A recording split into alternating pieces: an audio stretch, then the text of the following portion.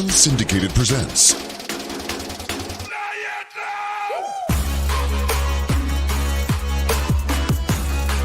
Off the Air with Sean Baligian.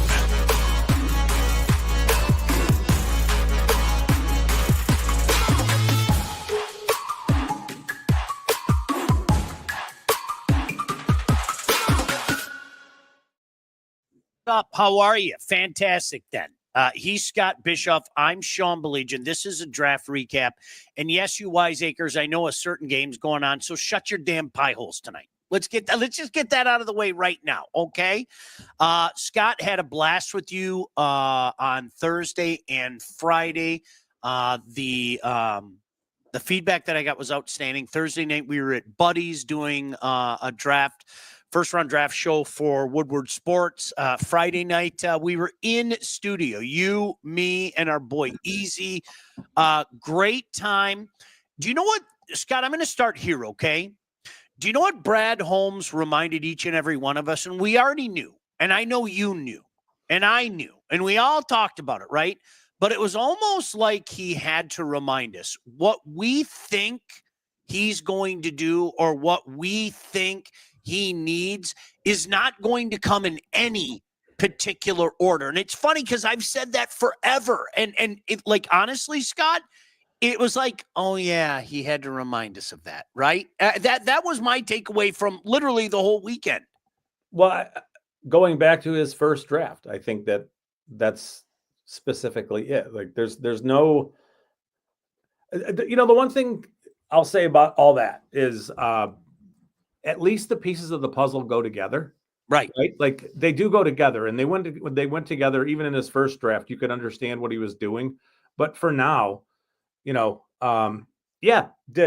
did some things that thinking about them on the fly makes you kind of scratch your head a little bit. Not that they took bad players by any stretch. Right. That didn't happen. But, the idea of multiple guards in this draft was not something anybody was thinking they were going to do. Does that mean they made mistakes taking those guys? No. Does it mean that those guys have utility? Are they going to be useful players? Absolutely, they are. Taking a wide receiver in kind of what I would consider to be a big trade up, not on day one. So, take that out of the equation, but it's a big trade up.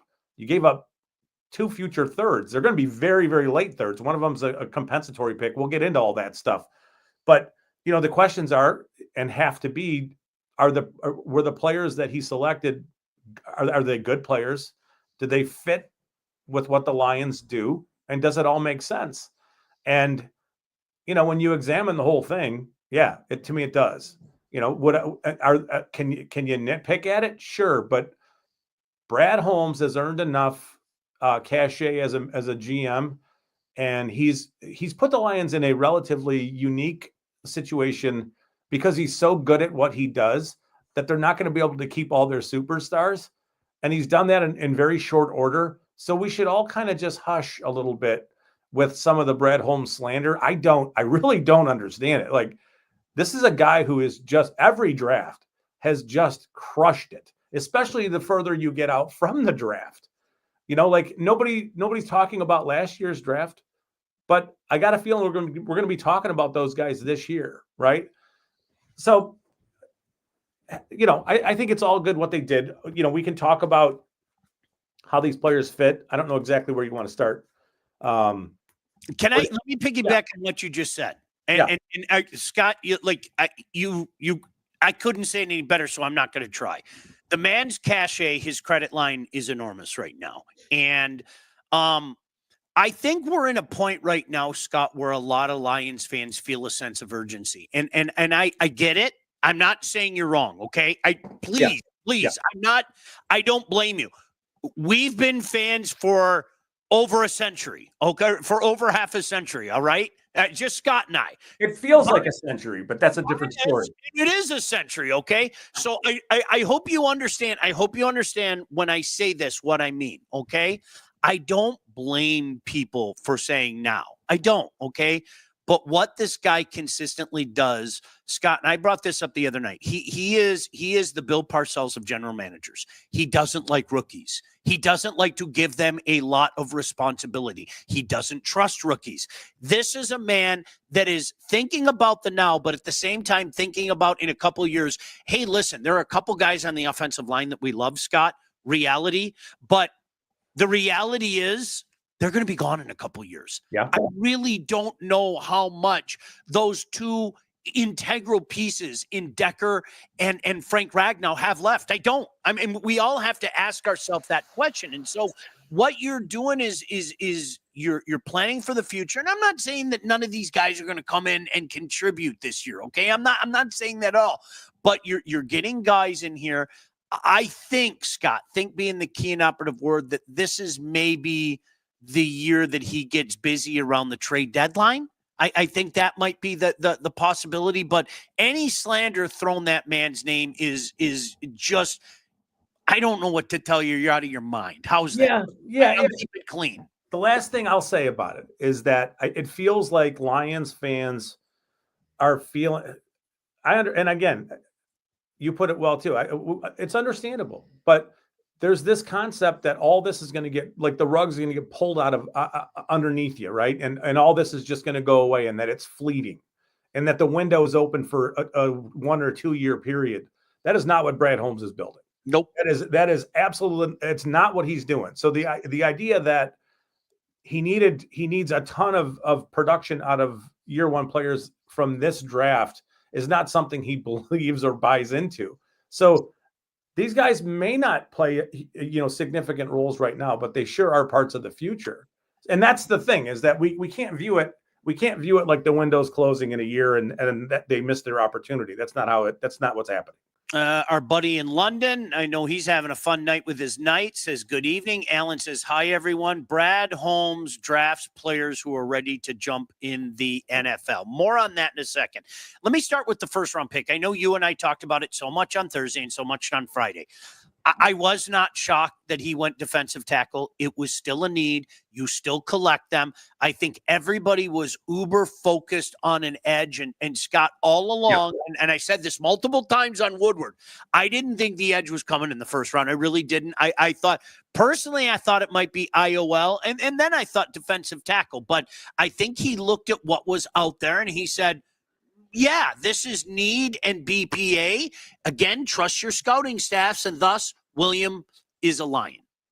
Yeah, and going back to the right around the Senior Bowl or shortly thereafter, there was some conversation around some media people, Lions media people, that the Lions really liked Tyleik Williams, that they really did. So I mean, it was something that was discussed. This is before the combine. The Lions they're film junkies. They watch tons of film, right? So when you look at a 6'3", 334-pound dude like Williams with his ability to move, and what's most impressive with him is the power that he plays with. And then you think 334-pound guy who's got a little bit of side to side, gap to gap versatility, not a lot. Mm-hmm. I don't think he's quite as twitchy as Aleem McNeil is, but he's it's not like he's that far behind him. But in the future, you put those two on the field together, and it's kind of a problem because right. They do it. It's not like one's like right now you have DJ Reader as your one technique or your nose, whatever you want to call it. He's your big interior presence who's commanding double blocks and, just kind of move in the pocket a little bit. It's resetting the line of scrimmage a touch. And then McNeil, before the ACL injury, was able to exploit single blocks, one-on-one type stuff. But that also frees up Hutchinson to be singled up too. All those things. So I view Tyleik Williams as more of a facilitator for those guys around him. Plus, he's got some playmaking too. But then you look at, just from a run D standpoint, the way that he locks his arms out, and the best way I can describe it is that he's always got his head in the right gap.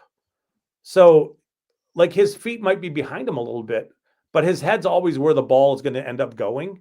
and then it's locking out, and then kind of shedding whoever's trying to block him, and he's constantly making plays like that. He's very impressive as a run defender. I do think he's got a little bit of gap to gap against, some lateral twitch. It's good. It's really good. It's kind of, D tackle. If you're not drafting Aaron Donald as a defensive tackle, it's kind of boring. Mm-hmm. That's it. But Tyleik Williams is a really good football player who's going to play very meaningful minutes for the Lions. And my guess is that it won't take too long, and Lions fans will understand the pick and will enjoy the pick, and they'll be happy about it. Aleem McNeil's not going to play. My guess is you should not expect him to play for, I would say, the first 6+ weeks of this season. Again, it's so far out that I know that feels like a bold prediction to say that it's 6+ weeks, but he's got, I mean, the ACL injury is, for him, it's going to take some time for him to get back and to get his strength back and to get all that stuff back. You don't want to fire him in the lineup too soon. No. If you looked at their depth chart before they drafted Tyleik Williams, there wasn't a lot there. There was Reeder, Broderick Martin was there. Maybe this is an indicator that Martin might have some roster issues. We'll see. I think that Tyleik Williams is a good football player. It was a good pick. They coveted him. They liked him. They had a trade where they could have went back a few spots. I think they were worried that Buffalo was going to take him. So they just sat there and took him. And that's what Williams said. Scott Williams said Buffalo said they were going to take him at 30. So there it is. Dante 151. Hey, what's up, buddy? Dante really active in the Woodward chats. Always appreciate what he has to say. As Skydog is. He said on a school night. And my guess is Aleem is back by Halloween. It is, Scott. Listen, it's a different thing, dude. Okay, when you got the knee injury and you have that much weight, it's a different thing. You gotta wait until that thing is done. Go Habs, go. Chris, please don't say anything to me. I'm taping the rest of the first period to watch in the first intermission. I'm trying. Do you want me to read the comments so that way you don't get jolted by one? Nah, it's fine. Because if somebody blows it for me, I can call him a dick. So that works out really well. So how's that? Let me tell you about Lindsay Broadwell. When it comes time to get yourself a house, whether you're buying, selling, or both, you need to contact the right agent. Who do we recommend? Well, that young lady right there, Lindsay Broadwell. Your house is probably the biggest investment you will ever make. And that's why you need a pro. Lindsay grew up on the main streets of Northville and has expanded her team all over Southeast Michigan. She's an expert in all facets of the business. And when it's time to move, our friend Lindsay and her team will make sure you get the most out of your house and everything goes smoothly when finding your new home. Buyer, seller, even first-time buyer, it doesn't matter. Make sure you contact Lindsay at BroadwellHomes.com. She will help you with everything from start to close. Licensed realtor at Real Broker LLC. Start your search today at BroadwellHomes.com. You and I were together doing the shift on Woodward on all the days run together. Friday night, okay, when the news came down, Scott, of what the Lions were going to do in round 2. And again, this is one of those things. Was it who we expected? Nah. Was it what a lot of people expected? Because surely with all those edges on the board, and I'm guilty of it, I'm calling myself out. Forget everybody else. It's me. Too. I was looking at every edge on the board. I was throwing all their names at you. We kind of knew that Mike Green wasn't coming here. That was just something, you just put that on the side. And then they walk up to the podium and select Tate Ratledge. And it was funny because I was reading my friend Scott Bischoff. And I think after the initial went off and you were like, yeah, okay. Yeah, I get it. And Scott, I think as the last maybe 48 hours, 45 hours have gone on, I think it makes more sense than anybody really wants to admit. Yeah, again, it's kind of a boring pick, right? Trenches. But we know how that works. Ratledge he has a really unique frame. Anybody who's looked at him, he's a huge guy, 6'6.5". He weighed in at 308 pounds. My guess is he plays a little bigger than that. He has short arms. He's got 32 and a quarter inch arms. He's going to play guard for them. They did pull a little bit of a trade up in this. They gave up pick 60 and I think 60 and 130, and they got 57 and 230 coming back. So with the 57th pick, they took Ratledge.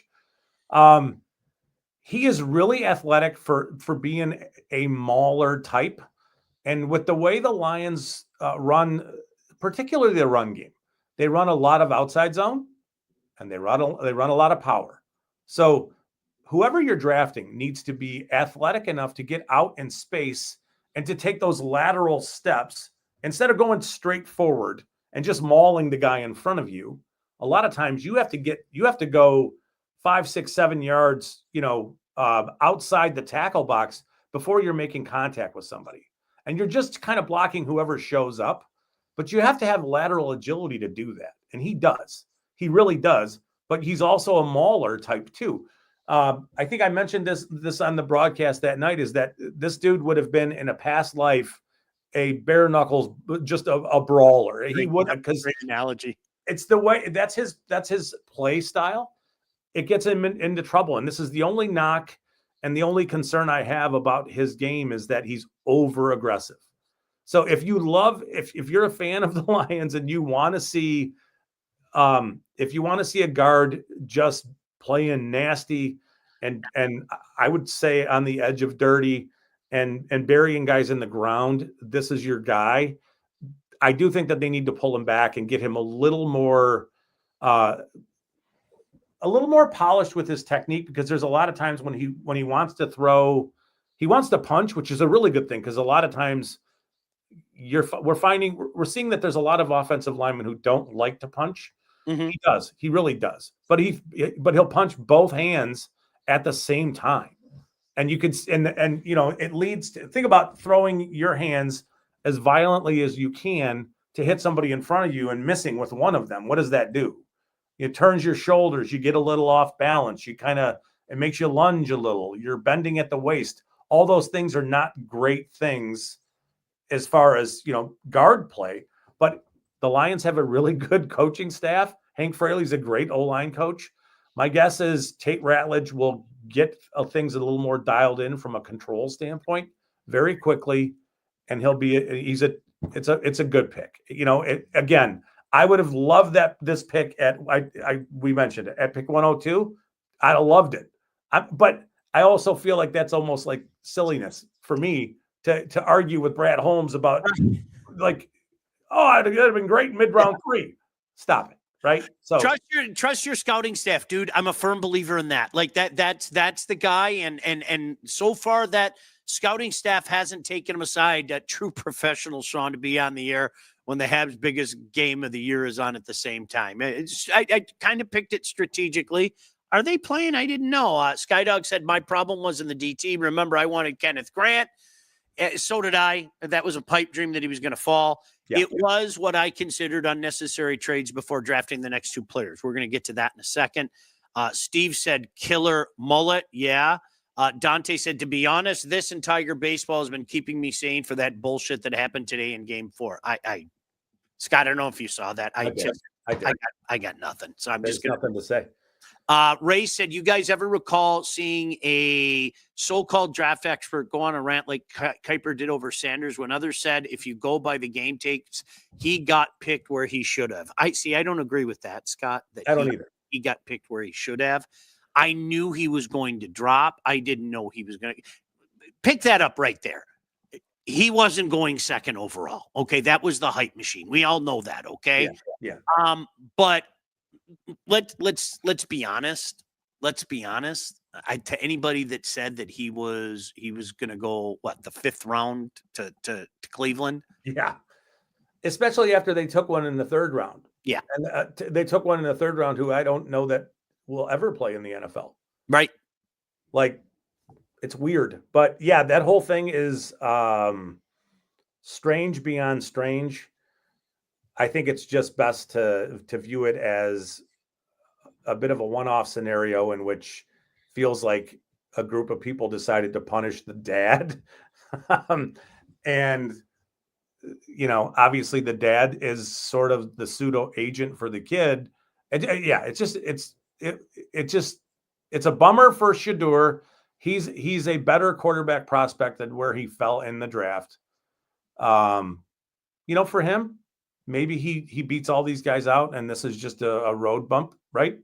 And Scott, honestly, the truth is oftentimes in the middle. He wasn't the second pick overall. I mean, sorry, I didn't see it. You and I talked about that Thursday. It's 6 of one, half a dozen of the other. You have dudes say he sucked. You have dudes say he's great. I don't think it's either. Just my personal opinion. Yeah. And I don't quote unquote scout like you do, but I know from watching it, I see flaws. Anybody that says he sucks, I disagree with that as well. He could easily have been the second quarterback off the board in this draft, and it wouldn't have surprised anybody, right? He could have went where Jackson Dart went. It wouldn't have been. It wouldn't. Yeah, Sanders. Yes, there's a Sanders Goff comparable there. I think Goff is a little more accurate. Has always been a little more accurate, but both of them need to play in a system. Shedeur doesn't have great arm strength, but he does have unique arm talent to layer throws that some other quarterbacks don't have. And he is accurate. The Colorado offensive line was terrible. Questions are about his footwork, and there's times where he'll drift and bring pressure upon himself. Those are all. I mean, there are quarterbacks who went really early last year. Who Drake May did the same kind of stuff. So, you're right. It is somewhere in the middle. Should he have lasted till round 5? No, but it feels like there was a message that was sent. And I don't know if you saw the video that came out of the draft room with the GM and the coach. What did you think of that? Jeez. I mean, I think it's very obvious that the owner made that pick. I couldn't agree more. But I mean, those guys were like, I'll be honest with you. As it went on, I thought that Jerry Jones was going to do Deion a solid. I'm serious. I thought so too. Did you really? Okay, I'm glad it wasn't just. I thought, okay, Jerry Jones is going to take it because then Jerry Jones loves nothing more than to look like the smartest guy in the room. You know that, and especially with his quarterbacks, he gave Dak the opportunity years ago. Quincy Carter, remember the Quincy Carter experiment? He knows his ball. So Jerry went on a rant there. Before we get into the rest of the picks, let me tell you about our friends at the Wealth Advantage Group. If you're ready to take charge of your financial future, look no further than the Handsome Brothers right there. The Wealth Advantage Group, located in downtown Northville. Those two handsome brothers right there, they have over 20 years of industry experience. They understand that your financial goals are as unique as you are, and that's why they offer personalized expert guidance to help you navigate the complexities of financial planning. Now, whether you're saving for retirement, getting ready to sell your company, maybe you're already in retirement, they can help guide you through every step of your financial journey. They work with clients throughout all stages of life and have clients in over 20 different states. Look, anybody in any line of life, this. The investment world is a complex one. But if you're ready to start taking your finances more seriously, it's time to work with the experts. Reach out to my friends at the Wealth Advantage Group at 248-773-8574 or check out their website at www.thewealthadv.com. Chances are, if you tell them that I sent you, they'll probably buy you lunch at one of the places downtown. That's just the way those cool cats are. All right, so Scott, again, as a number of people brought up, the Lions decided to move again. And as you know, surely this is where they were going to take the edge, right? That's why he was moving up. That, there were a couple edges on the table, and he goes with a wide receiver out of Arkansas. Yeah. Originally a commitment to Hillsdale College, which is kind of crazy, but he played as a quarterback in a very old school kind of wing T offense. Obviously, he's an athletic freak, right? 6'4". He measured 6'4", 214 pounds. He ran a 4.43. I think that this is a player who's got a lot of what you look for, with the exception of he's not a really super refined, detailed route runner yet. I think he'll get there. But if you look at what Tim Patrick offers the Lions as an outside big slot, whatever you want to consider him to be, as an outside receiver and a player who's a bigger guy, Tesla can do all those things, but he's got a lot more juice in his game, right? I like that. I didn't hear that, Scott. That's So, yeah. I mean, I think that's the intrigue there is that we're taking a player who's got some inside out versatility, who's going to be able to live on the outside. Now, is that going to happen right away? I don't know. I mean, I think that if I'm watching him release from the line of scrimmage, I'd be asking a defensive back to press him. And I think he would struggle early in his career doing that kind of stuff. But if the ball's in the air, he makes really, really good body adjustments he makes really good catches. He's got really solid hands. I don't think he drops the ball at all ever.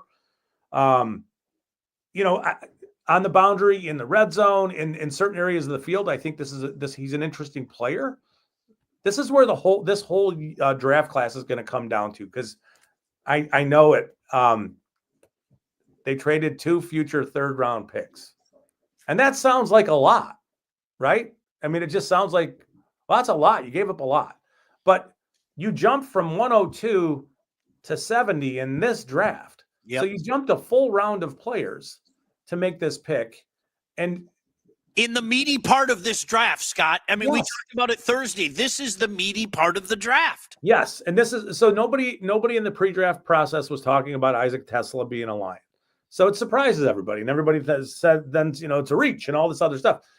The reality around those picks is the way it works in the NFL is if you're in the middle of round 4 and you want to jump into, say, round 4, and you're just going to give a future pick, you have to give a 3rd round pick to jump into this year's. You have to give one. It's generally a 1 round, whatever you want, valued adjustment or deep, whatever you want to consider it to be. So for the Lions to jump into the early part of round 3, you had to give up.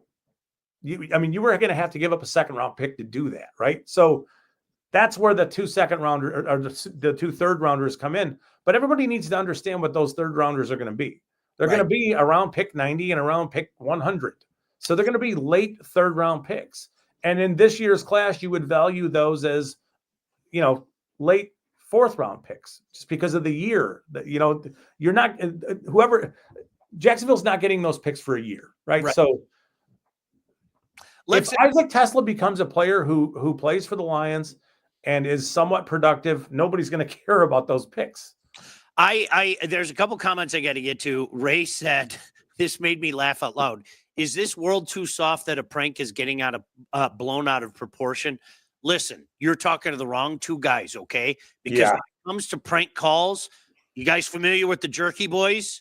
He and I are Jerky Boy experts. We'll leave it at that. So you're talking to the wrong 2 guys. Ray also added, the wide receiver is a red zone threat. Throw it up, let him get it. Dante said, apparently the Texas Rangers just lost to the San Francisco Giants in a Little League way. Oh, I got to see that. So very quickly, before we do some things, Miles Frazier, another move, LSU. Scott, that was the first time for me the eyebrow went up a little bit. I got to be honest with you. The other ones, as I tried to justify them, it was like, okay, I get it. But for me personally, Miles Frazier was the first time the eyebrow went up. See, I felt about Miles Frazier the way I felt about Christian Mahogany last year. Mm-hmm. I was very, very excited about that pick because I think Miles Frazier is a really good player who should have been long gone by the point in which they picked him. Now, is he a great fit for what they do with the outside zone stuff? Maybe not, but you do need a center in the future, right? There's a lot of ways to look at that. He's a very interesting player. That was a small trade up too. He's a really good player, but now we're talking about between Mahogany and Tate Ratledge and Miles Frazier and Ragnow and Glasgow. It's a lot of guys there. Yep. And there's a lot of talent there. So I think it's great that Glasgow is going to step back and be a backup to those 3 swings, those 3 spots. He can play right guard, he can play left guard, he can play center. It's better for him to be a backup.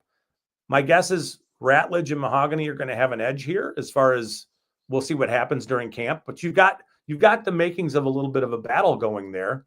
And 2 dudes are going to emerge. And I think Frazier, to me, Frazier is a very versatile player who's played all over the place. But if you're telling me that guy might be a future center for you, a guard center combo, it's round 5. Yeah. Makes a ton of sense. Burns said if Williams is what they believe him to be, you could put Sean out as a bookend edge. Dude, he's a disruptor. I'm so excited, Burn. I couldn't argue with you in any way, shape, or form. Eric, welcome back on vacation. Dante said the one Lions pick that has me interested is Dan Jackson, the safety from Georgia. I promise I'll get there, but I have to give my buddy credit, all right? Because I know you don't do it. And I talked about it on the show this morning on Woodward with Terry Foster.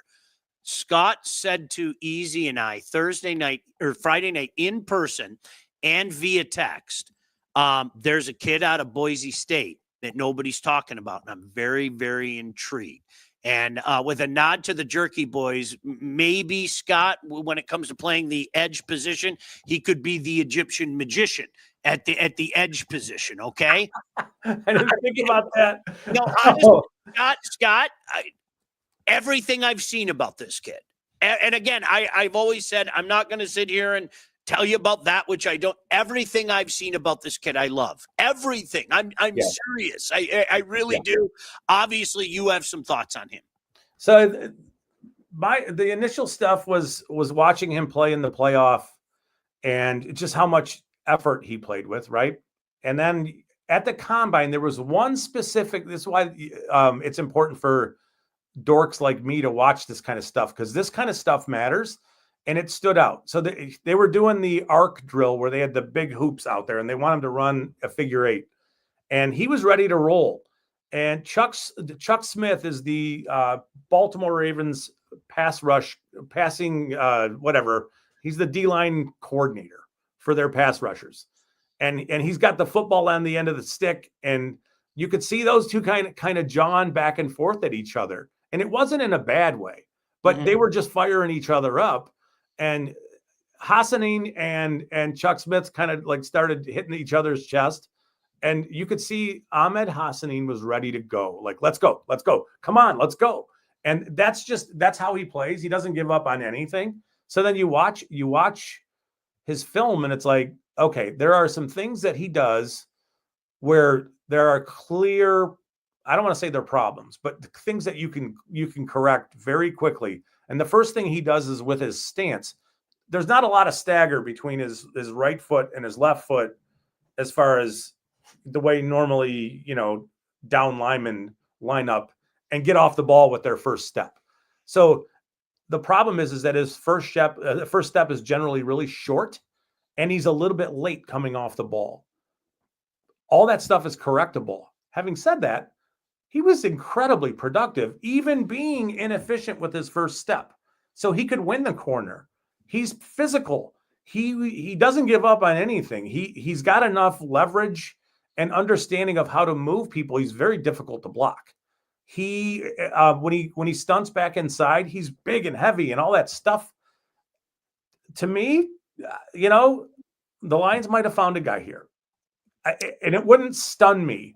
I would not doubt this guy. This guy in particular, I would not doubt him. Does that mean he's going to be a Pro Bowler? Magician. Yeah. Very, very interesting player. I do think that if they can get his first step figured out and give him a little bit more help there, he could be a problem. He's going to be a problem. I love now, it. do I think that he's going to be a 10+ sack guy? No, but I'm not doubting him. And I think that there's just something about him as a person and as a player that fits exactly what the Lions need and look for. Yeah, I mean, it's kind of a crazy, it's a bit of a story. I mean, he's got a great story. So, All right. Yeah, I think that there's something there. I do. We got a couple more to go over. A couple guys asked about Donovan Edwards as well. But first, let's talk about Legacy. Did you know that thousands of Metro Detroiters have already called Legacy Partners to get help with their home and auto insurance? Our friends at Legacy are one of Southeast Michigan's top independent insurance agents. They provide a full-service, one-stop solution for all of your insurance needs, personal and business, large and small. Legacy has helped our listeners by fixing mistakes other agents have made, asking the right question to get the right coverage put in place to properly protect you, and help save you some money. They did for my family. How did they do it? Chances are you are like us. You didn't check your policies in the last year. You're probably paying too much and you could be underinsured. What are you waiting for? Legacy Partners did it for me, my family, many people I know. They'll do it for you as well. Give them a chance to help with your home, your cars, life insurance, Medicare enrollment, or your business insurance needs. Call them today, 586-209-4106, or visit legacypartnersins.com to get started with your new quotes. Can you believe the Rangers are 5-10 playing on grass? They're terrible outside their dome. Yeah, isn't that amazing? Yes, you missed the Rutledge. Scott, very quickly before we get back to the Lions, I know a lot of people talked about Donovan Edwards. I saw the kid in high school. Obviously, we saw blurbs of him in college, and that's exactly what they were, blurbs of him. With all that being said, Scott, I did think that he was going to get drafted. He did not. Yeah, I would have thought last year that he would have been a draft pick for sure. I wouldn't have thought after the year he had last year that he would have been an early pick though. I don't know what happened there because there was a point where I thought he was a future like rock star type running back as a player who could run routes out of the backfield and do it with ease. Obviously, fast as could be, all that stuff. But at Michigan, it just never was a good fit for his running style. I think that the gap power stuff is not a strength of his game. As far as vision and seeing like patience and vision and just, weaving his way in and out of cutback lanes and that kind of stuff. I think you need to play in more of like think about the Dolphins and what the 49ers do with the wide zone stuff where you just ask your running backs to run as laterally as fast as they can and find one cutback lane and go. And to me, that's more of the style he needs to play in because you could see him pretty regularly run into like offensive linemen's backs. He did that a lot. So I don't think the power gap stuff was just a good fit for him as a runner. And it just kind of never, I mean, obviously he's got speed, right? So we saw the long breakaway runs in both of their playoff years. Scott, I don't think you and I talked about this. Ray asked, do you think Detroit sent out feelers for J-Mo and got no bite, so they kept him? Everything that I've heard is absolutely not. And Brad, almost with the look of disgust on his face, certainly denied it as well. Did you hear anything? Was there anything? Scott, I didn't hear a damn thing. I don't know where it came from. Obviously, we all heard about it, but I have a feeling I know. It doesn't make a bunch of sense for them to do that, considering what he does for their offense, even when he's not being targeted. He opens up so much of the field just by his presence on the field. And I know there's this perception that he's an off the field problem. He's not. He's not. I mean, he works. I think he's loved in that locker room. This is the Brad Holmes conundrum, though, is that you're going to have to pay him. And it's going to probably be what people think is too much money for his production. But there's so much stuff he does do. Nobody talks about him as like the run blocking, springing, huge runs for them because he's a dog as a run blocker. And he's willing to do that stuff. Like he's a dude. I don't know why they would move him. He does so much for them. Again, even when he's not being targeted. Jason is a Michigan fan. I'm surprised that Donovan wasn't. He needs a hole. He doesn't see holes in his sides. So Dan Jackson, somebody asked about Dan Jackson, the safety. Brad has a tendency to kind of fall in love with some guys. It was Alabama the year before. This year it was Georgia. Not a bad thing to fall in love with. Scott, a couple minutes because somebody's got to run off. But Dan Jackson from Georgia. Jackson to me looks like a special teams guy who is very instinctive. When you watch him play, he is when he triggers, it's quick, it's sudden. I don't think he's an overly fast guy. I don't think that he has like crazy athleticism, but he does sniff stuff out. He's got really good instincts. To me, this is not necessarily, like a player that you're going to count on, as a true safety. I think this is a special teams type of guy with some athleticism and all that stuff, but good football player. It's late. And, with what they have on their roster, I think this is his path to production is a special teamer. All right. So last, and we're going to stick in Georgia, Scott, Dominic Lovett from Georgia. Sounds like a receiver that we have, but I'm going to let you talk about it. So backup slot receiver with speed, very fast player. I don't think that there's any comparisons in his game between what Amon-Ra does, because Amon-Ra does it with physicality and route running detail. Lovett is more fast, but needs to play as a slot receiver. But again, you need return game players. You need special teams guys. He's a fast guy. I mean, I think he ran in the low 4.4s. He's 5'10", 185 range.